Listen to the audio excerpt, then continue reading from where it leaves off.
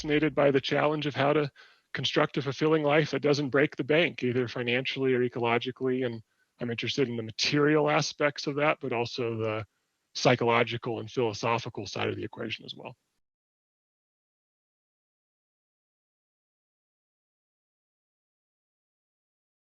General concern that efforts to address one problem, climate change, will actually exacerbate other problems, particularly social inequalities. Problem is that there's comparatively little research on how environmental policies, or really even general government policies, impact different types of households in different places.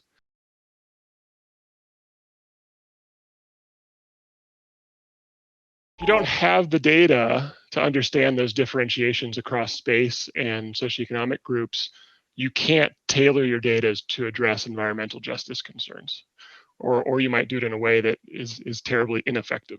There's actually a proposal in Congress right now, unclear whether it will go anywhere, but it's a proposal to have a national carbon tax and return 100% of the revenue back to households in a roughly per capita dividend. So every month households would get a check from the government, which is their share of the carbon tax proceeds.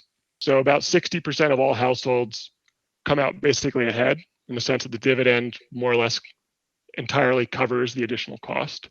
Okay. For households in poverty, it goes up to about 90%. But there's really important geographic variation that national level models or previous studies have missed, I think. That's largely driven by differences in climate, population density, carbon intensity, electricity supply. There's also concerns, I think a per capita dividend addresses most of the concerns at the very bottom of the income distribution, but there are additional concerns towards the middle of the distribution.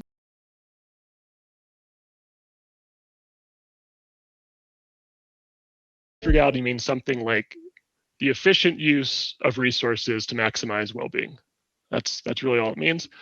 Principally, that means maximizing our use of money, but especially time, which is really the only scarce resource, really, is time.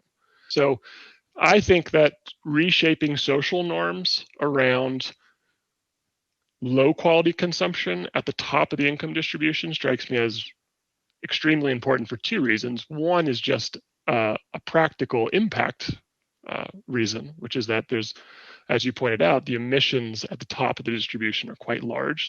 And the other reason is that what the top of the, say, 20%, what the top 20% of the income distribution does in terms of their consumption norms is all about defining aspirations for the rest of our society, but also for the world.